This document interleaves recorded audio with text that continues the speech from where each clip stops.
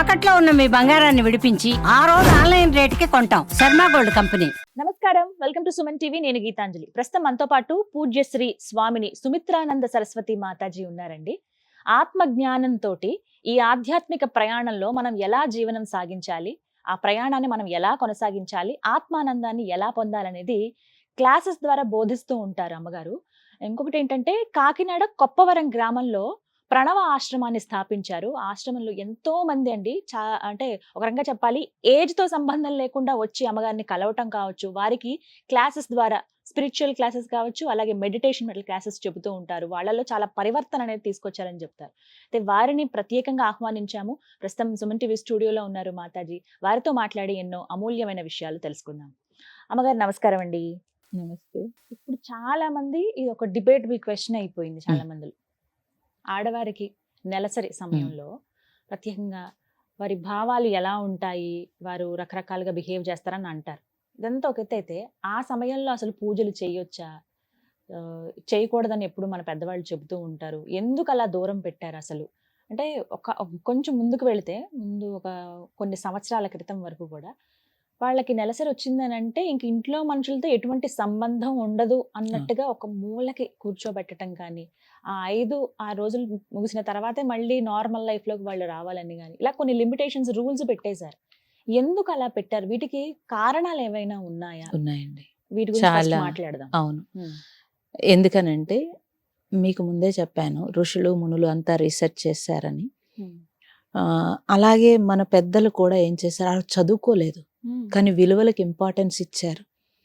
ఎవరైతే జీవన విధానము మునులు ఋషులు అందరూ ఏమైతే చెప్పారో, గురువులు ఏమైతే చెప్పారో దానికి ఇంపార్టెన్స్ ఇచ్చారు. ఎందుకనంటే అదంతా వాళ్ళు చాలా సైంటిఫికల్గానే పెట్టారు. ఎందుకనంటే మనకే తెలుస్తుంది, స్త్రీకి ఆ 3 రోజుల ముందు, కొంతమందికి 4 రోజుల ముందు మూడ్ స్వింగ్స్ ఉంటవి.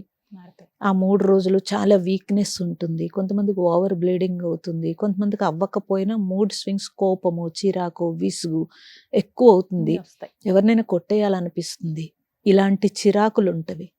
అందుకని వాళ్ళు మూలన పెట్టలేదు. ప్రకృతిలో అంటే లోపల గదుల్లోకి రానివ్వకుండా ప్రకృతిలో ఉన్నప్పుడు ప్రకృతి నుంచి వచ్చే ఆక్సిజన్ ఆ మూడ్ స్వింగ్స్ ని బ్యాలెన్స్ చేస్తుంది. అందుకోసం పెట్టారు. భూమి మీద పడుకోమనేవారు, చాప ఇచ్చి భూమి మీద పడుకోమనేవారు. భూమి నుంచి ఎన్నో రకాల తరంగాలు వస్తవి. ఆ తరంగాలు ఏం చేస్తే భూమాత అన్నారు. భూమాత అన్నింటినీ రిసీవ్ చేసుకుని తన నుంచి ఒక పాజిటివ్ ఇస్తుంది. అది మనకు అందితే ఆ మూడ్ స్వింగ్స్ బ్యాలెన్స్ అవుతాయని చెప్పి వాళ్ళు అలా ఏర్పాటు చేశారు. అవి ఇవి తినకూడదు అని ఎందుకు చెప్పారు అని అంటే, ఆహార నియమం కూడా సాత్విక ఆహారం ఇచ్చేవారు. ఇలా ఉప్పులు కారాలు ఇచ్చేవారు కాదు. ఐరన్ కి సంబంధించిన బెల్లము, గానుగు నూనె వీటితోటి ఎక్కువగా చేసి పెసరపప్పు చలవ చేయటానికి అనేక రకాలుగా ఇవన్నీ చేసేవారు. చేసి ఆహారం అలా పెట్టేవారు. ఎక్కువగా తీపి పదార్థాలు ఐరన్తో ఎందుకు పెట్టేవారంటే వాళ్ళు ఇదే కారణం, ఇదే అలా ఆహారం ఇచ్చేవారు. మనకి మెచ్యూర్ అయినప్పుడు కూడా అవే ఇస్తారు. స్ట్రాంగ్ కోసము చాలా స్ట్రాంగ్ కోసం ఇస్తారు. ఎందుకు ఇస్తారు? అప్పుడు నేర్పించింది జీవితాంతం నువ్వు అలా తిను అని నేర్పిస్తారు. జీవితాంతం ఇలా తిను, ఈ టైంలో ఇది తిను. రాగి పిండితోటి పిడుపు అని చెప్పి చేసి దాంట్లో నెయ్యి కానీ గానుగు నూనె కానీ బెల్లం కానీ వేసి ఎందుకు పెడతారు అని అంటే, నువ్వు ప్రతిసారి నెలసరి వచ్చినప్పుడు ఇది తింటే కనుక నీకు హార్మోన్లు ఇన్బ్యాలెన్స్ లేకుండా చదువుకోకుండా వాళ్ళు ఏర్పాటు చేశారండి. అంతటి జ్ఞానం అప్పట్లో ఎలా వచ్చేది? చాలా, నేను న్యూట్రిషన్ చదువుకున్నాక చాలా రీసెర్చ్ చేశాను. పూర్వీకులకి ఎలా తెలిసింది? ఇప్పుడంటే న్యూట్రిషన్ కోర్సులు ఉన్నాయి, అప్పుడు లేదు కదా. అప్పుడు లేనప్పుడు వాళ్ళు ఎలా చేశారనంటే, వాళ్ళు ప్రతిదీ ఆహారం మీద ప్రయోగం చేసి, శరీరం మీద ప్రయోగం చేసి చూసుకున్నారు. వాళ్ళు చూసుకుని జీవన విధానం అలా ఉంచుకున్నారు వాళ్ళు. మనం ఇప్పుడు ఆ టైంలో బిర్యానీ తింటారు, ఆ టైంలో ఆవకాయ అన్నం తింటారు, క్రేవింగ్స్ అంటున్నారు, తింటారు. అక్కడి నుంచి గొడవలు పెట్టుకుంటారు, ఘర్షణ పెట్టుకుంటారు. ముట్టుకోకూడదు అన్నది అందుకోసం కాదండి. ఎందుకనంటే ఆ మూడ్ స్వింగ్స్ వల్ల నెగటివ్ థాట్స్ ఎక్కువగా వస్తాయి కాబట్టి, ఆ నెగటివ్ థాట్స్ మిగతా వాళ్ళకి ఇస్తారు కాబట్టి అన్నారు. నేను చాలా ప్రయోగాలు నేను కూడా చేశాను. పచ్చళ్ళు కానీ పప్పులు కానీ ఏవైనా ఆ టైంలో మీరు ముట్టుకుంటే వెంటనే పుచ్చిపోతాయి, బూజు పట్టేస్తాయి. మన నుంచి వచ్చిన బ్యాక్టీరియా, అంత బ్యాక్టీరియా ఉంటుంది. అందుకోసం చెప్పారు. ఇప్పుడు నెలసరి అంటే ఒక సృష్టి ధర్మం కదండి అది. దాంట్లో అనేక రకాల క్లీనింగ్లు మనం బయటికి వెళ్తుంది, మొత్తం లోపల శుద్ధి చేసుకుని Cleanse రక్తం అవుతుంది. క్లెంజ్ అయ్యి బయటికి వెళ్ళేది కదా. అంటే ఎన్నో రకాల బ్యాక్టీరియాలు బయటికి పోతున్నాయి. ఆ టైంలో మనం వెళ్ళే నిలవున్నవి అన్ని ముట్టుకుంటే కనుక బూజు వస్తాయి తొందరగా. ఇవన్నీ మనకు తెలుసున్న విషయాలు. అవును, కానీ అంటారా పాటించరు. ఈ రోజుల్లో కూడా ఇవన్నీ ఏంటి, ఈ రోజు ఆ రోజు అని చెప్పి లేకుండా మీరు దాన్ని పాటించకపోతే పాటించకపోయారు, అదొక మూఢత్వం అని మీరు తీసేసినప్పుడు ఈరోజు లేడీస్ ఎంత కష్టపడుతున్నారండి. ఆ టైంలో ఎవరు పట్టించుకుంటున్నారు? ఆ టైంలో మనం పని చేయాల్సి వస్తుంది. జాబ్ చేసే లేడీస్ అయితే ఆ టైంలో జాబ్కి వెళ్లాల్సి వస్తుంది. ఎంత కష్టమో తెలుస్తుంది, ఎంత ప్రాబ్లం ఫేస్ చేస్తున్నారు. అప్పుడే బెటర్, కనీసం పక్కన కూర్చుంటే ఇంట్లో వాళ్ళందరూ వండి ప్రేమగా పెట్టేవారు, రెస్ట్ ఉండేది. టైంకి అన్ని వచ్చేది. పోనీ చేదస్తంతోటైనా పెట్టేవారు, రెస్ట్ ఉండేది. ఇప్పుడు ఈమె పొద్దునే లేచి అన్ని పనులు ఎంత చేసుకుని rest? పూజ అదొకటి ఉండదేమో. రెస్ట్ పోయింది అన్ని- కదండి, కరెక్ట్, టోటల్ రెస్ట్ పోయిందా లేదా? పోయింది. మరి మూఢత్వం పేరుతో నువ్వు రెస్ట్ లేకుండా చేసుకున్నావు, శుభ్రంగా అదే బెటర్ కదా. అంటే అంటారు ఇది పెట్టిందే దేవుడు దీనికోసం అని చెప్పి మళ్ళీ ఇవి అవి ముట్టుకోవద్దు ఇవి ముట్టుకోవద్దు ఇలా ఉండు అలా ఉండు అని అనడం ఏంటి అని అడిగే వాళ్ళు ఉంటారు, మూర్ఖంగా మాట్లాడి. ఎందుకు? నిజమే కదమ్మా, మీరు వినరా? ఇలా అవును, అంటారు విన్నాను కదా. విన్నాను ఆ. విన్నాను. పెట్టిందే పెట్టింది- దేవుడు పెట్టాడు, మీరు మళ్ళీ దానికి ఇంత ఇదేంటి. దేవుడు పెట్టిందే చక్కగా మనకి మనుషులు రెస్ట్ కోసం ఏర్పాటు చేశారు. అంటే స్త్రీ అంటే అంత గౌరవం ఉండేది. కానీ ఈ రోజుల్లో మళ్ళీ కొన్ని కొన్ని ఆఫీసులు నేను చూస్తాను, కొన్ని మేనేజ్మెంట్లు మ్మ్. ఎప్పుడైతే ఈ పీరియడ్స్ వస్తాయో ఆ 3 రోజులు సెలవిస్తున్నారు వాళ్ళకి. చాలా సంతోషం, దండం పెట్టచ్చు వాళ్ళకి. నిజంగా అనిపించింది నిజంగా నాకు. దండం కొన్ని పెట్టచ్చు. కంపెనీస్ నేను అలా విన్నాను. అవును, ఆ 3 days వాళ్ళకి లీవ్ ఇస్తారు, ఇస్తారు, లాస్ ఆఫ్ పే ఏమి ఉండదు. మ్మ్. మళ్ళీ రెస్ట్ తీసుకోవచ్చు. rest చాలా తీసుకోవాలి రెస్ట్ అవసరం అండి. మ్మ్. ఆ టైంలో చాలా రెస్ట్ అవసరము. రెస్ట్ లేకపోతే హార్మోన్ ఇన్బ్యాలెన్స్ వస్తుంది. మ్మ్. ఇప్పుడు మాట్లాడదాం మ్మ్. పూజల గురించి. మ్మ్. ఇన్ని రోజులు అంటే పూజ చేయకూడదు, ఇలా ఉండకూడదు, అలా ఉండకూడదు, పీరియడ్స్ ఉన్నప్పుడు అనే మాట్లాడాం. అసలు ఎలా ఉండాలి పీరియడ్స్ వచ్చినప్పుడు అనేది చెప్పండి మీరు. ఎలా ఉండాలన్నప్పుడు ఎక్కువగా రెస్ట్ ఉండాలమ్మా. First. ఫస్ట్ ఆహార నియమం కావాలి. మూడ్ స్వింగ్స్ రాకుండా సాత్విక ఆహారం తీసుకోవాలి. ఉప్పు కారం మసాలాలు తగ్గించేసేయాలి పూర్తిగా. ఖచ్చితంగా ఉండాల్సింది ఆహారంలో అప్పుడు. ఖచ్చితంగా ఉండాల్సింది ఐరన్ సంబంధించిన ఫుడ్. ఐరన్ కాల్షియం ఈ రెండు ఉంటే కనుక హార్మోన్ ఇన్బ్యాలెన్స్ రాకుండా ఉంటుంది. ఓకే. కాల్షియం సంబంధించింది ఐరన్ సంబంధించింది తీసుకోవాల్సి ఉంటుంది. ఆ రెండు తీసుకుంటే సరిపోతుంది. అందుకే రాగిలో కాల్షియం ఐరన్ రెండు కలిపి ఉన్నాయి కాబట్టి అవి పెట్టారు. సో మనకి మామూలుగా కూడా పరవాన్నం పెట్టేవారు. అంటే అప్పుడు బ్రౌన్ రైస్ కాబట్టి దంపుడు బియ్యం కాబట్టి దాంట్లో B12 బి కాంప్లెక్స్ ఎక్కువగా ఉంటుంది, పాలు కాల్షియం ఉంటుంది, ఐరన్ బెల్లం వేసి పరవాన్నం పెట్టేవారు. పరవాన్నం వండేవాళ్ళు. అవును. అది వండి పెట్టేవారు, ప్రత్యేకంగా వండి పెట్టేవారు. పసుపు యాంటీసెప్టిక్ కాబట్టి పసుపు ఎక్కువగా వాడటము చాలా మంచిది. ఆడించేవాళ్ళు, మళ్ళీ ఒంటికి కంపల్సరీ రాసుకునేవాళ్ళు కదా. నువ్వులతోటి గానుగ నూనె అయితే కనుక అది ఒంటికి రాసుకున్నా కూడా ఈ స్కిన్ ని అబ్జార్బ్ చేసుకుంటుంది. ఆ టైంలో స్కిన్ లూజ్ అవుతుంది, అందుకే పెయిన్స్ వస్తాయి మీకు, బాడీ పెయిన్స్ ఎక్కువగా ఉంటాయి. అవును, అప్పుడు లూజ్ అవుతుంది స్కిన్, ఆ రంధ్రాలు ఓపెన్ అవుతాయి. అప్పుడు మీరు గానుగ నూనె బాగా మర్దన చేసుకున్నప్పుడు అవన్నీ బలం చేకూరుతుంది బాగా. నువ్వుల నూనె కాల్షియం ఎక్కువగా ఉంటుంది కాబట్టి నువ్వుల నూనెతోటి ఆహారం తీసుకునేవారు. సో ఇవి పాటిస్తే కనుక అలాగే మనస్సు ప్రశాంతంగా ఉండడానికి చక్కగా ధ్యానం చేసుకోవచ్చు, ధ్యానం చేయొచ్చు, శుభ్రంగా చేసుకోవచ్చు ధ్యానం.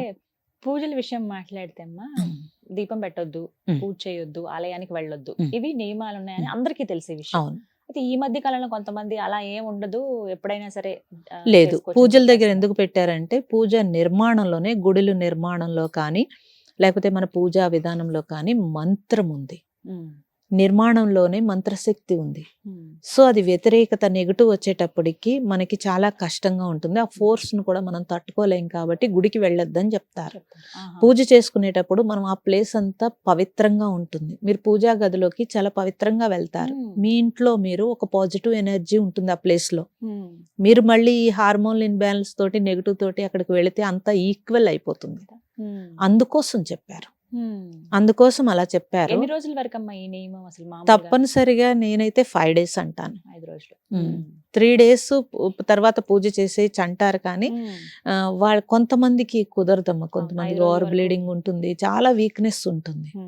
5 days రెస్ట్ ఇస్తే కనుక బాడీకి చాలా మంచిది. మరి 5 రోజులు దేవుడికి దూరంగా ఉండలేము మేము అని అనుకునే అప్పుడు వాళ్ళకి మీరు ఏం నామం చెప్తారు? చేసుకోవచ్చు. నామజపం చేసుకోవచ్చు. జపం చేయకూడదు. జపము గురువు దగ్గర మంత్రం తీసుకుంటే మాత్రం మంత్రం చేయకూడదు, నామం చేసుకోవచ్చు. నామం అంటే మన ఇష్ట దైవాన్ని నామము చక్కగా పలకొచ్చు, స్మరించుకోవచ్చు, మంచి పుస్తకాలు చదువుకోవచ్చు, ప్లాంటేషన్ చేసుకోవచ్చు, మొక్కలతో ఉండొచ్చు శుభ్రంగా మీరు. ధ్యానం చేసుకోవచ్చు, ఎక్కువగా రెస్ట్ గా ఉండడానికి ట్రై చేయొచ్చు. ఉద్యోగాలు ఉంటే కనుక, ఉద్యోగం ఉంటే కనుక మేము కూడా చేసాం కాబట్టి చెప్తున్నాను, జాబ్ ఉన్నప్పుడు ఎక్కువ ఒత్తిడి లేకుండా చూసుకోవడానికి మనకి మనమే ట్రై చేసుకోవాలి. పని పెండింగ్ పెట్టుకున్నా ఉన్న పని ఏదో అర్జెంట్ పని ఏదో చేసుకుంటూ కొంచెం ఇంటికి వచ్చిన తర్వాత కూడా చాలా వరకు రెస్ట్ తీసుకుని, నేనేమంటానంటే ఫ్యామిలీకి ఎక్స్ప్లెయిన్ చేసి చెప్పేమంటాను. ఈ టైంలో ఇలా ఉంటుంది, నేను అనవసరంగా అరుస్తాను, కరుస్తాను, గొడవ అవుతుంది కాబట్టి ముందుగానే ఇలా ఉండండి అని పిల్లలతో సహా ఎక్స్ప్లెయిన్ చేయమని చెప్తాను. వాళ్ళు కూడా కేర్ తీసుకుంటారు. అప్పుడు వాళ్ళకి తెలుస్తుంది. ఇప్పుడు నువ్వు ఒక మగబిడ్డ కానీ ఆడబిడ్డను కానీ తల్లి పెంచేటప్పుడు చెప్పినప్పుడు రేపొద్దుట వాళ్ళ లైఫ్ పార్ట్నర్ వచ్చినప్పుడు చిన్నప్పటి నుంచి ఓ మా అమ్మకి ఇలా ఉంది అనేది వాళ్ళకి తెలుస్తుంది. తెలిసి వాళ్ళు కూడా రేపొద్దుట అలాగే బిహేవ్ చేస్తే వచ్చిన పార్ట్నర్ సంతోషపడుతుంది. ఇద్దరికి సత్సంబంధాలు బాగుంటవి. అది పిల్లలకి తల్లే నేర్పాలంటాను నేను. అయితే మరి ధ్యానం అయితే చేయొచ్చండి. ధ్యానం చేయొచ్చు. ఓంకారము నేను అప్పుడు ఆ టైంలో చెప్పొద్దని చెప్తాను. ఎందుకనంటే మేము చెప్పే ఓంకారము నా అభినించి వస్తుంది కాబట్టి కొంచెము కడుపు నొప్పి ఉన్న వాళ్ళకి బ్లీడింగ్, ఓవర్ బ్లీడింగ్ అవుతుంది కాబట్టి ఓంకారం చెప్పొద్దు, మామూలుగా ధ్యానం చేసుకోమని చెప్తాను. అంటే కళ్ళు మూసుకుని ధ్యానం ప్రశాంతంగా ధ్యానం చేసుకోవచ్చు, బుక్స్ చదువుకోవచ్చు.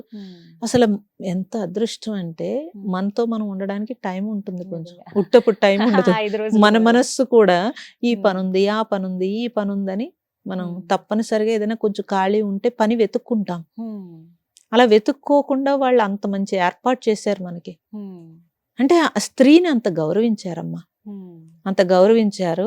కాదు అన్నింట్లో స్త్రీ అభివృద్ధి అన్నాం కానీ ఇటువంటివన్నీ కొంచెం ఉంచుకోవాలి మనం. దాచుకున్న పక్కన పడేస్తే కుదరదు. అది మూఢత్వం కాదు, అది సైంటిఫికల్ గా మన హెల్త్ కోసం వాళ్ళు ఇచ్చిన గౌరవం. అది గౌరవం అని అనుకోవట్లేదు, మమ్మల్ని దూరం పెడుతున్నారు అనే కోపం వస్తుంది ఇప్పుడు. అది కరెక్ట్ కాదు. ఇప్పుడు అన్నిటికీ విలన్లు అయిపోతున్నారు ఎవరైతే వీళ్ళందరూ కూడా. అలా ఎలాగా అసలు చాలా మంది విన్నారు, అత్తగారు ఇలా చెప్తుంటే కోడళ్ళకి కోపం వచ్చేస్తుంది. ఎందుకు? అది హాయిగా శుభ్రంగా మనం పని చేయక్కర్లేదు. నేనైతే అలా చెప్తాను, పని చేయక్కర్లేదు, శుభ్రంగా నువ్వు రెస్ట్ తీసుకోమ్మా శుభ్రంగా. అత్తగారు అలా చెప్పింది శుభ్రంగా చెప్పే విధానంలో మరి ఏమైనా కోపం వస్తుంది ఉండొచ్చు కాక, అది ఉండొచ్చు. ఇప్పుడు కొంచెం ఇల్లులు ఇరుకిల్లు ఉదాహరణకు మాట్లాడుకుంటాం, ఒక దగ్గర దేవుని పెట్టుకుంటాం, ఆ పక్క నుంచే వెళ్ళాలి. ఆ వంటగది పక్కనే ఉంటే గనక అక్కడే అన్ని పనులు చేసుకోవాల్సి వస్తుంది. ఆ గాలి తాకుతోంది, ఇక్కడ రావద్దన్నాం కదా అన్నట్టు మాట్లాడితే కోపం వస్తుంది జనరేషన్ అక్కడ సమస్య అనమాట. ఎందుకు చెప్తున్నారు ఇలా అనేది తెలుసుకుంటే, సరిగ్గా తెలుసుకుంటే కనుక ఆ పని ఆవిడకి చెప్పి చక్కగా బాల్కనీలో కూర్చోవచ్చు అంటాను నేను. చాలా వీడియోస్ లో ఈ ప్రస్తావన తీసుకొచ్చాను నేను.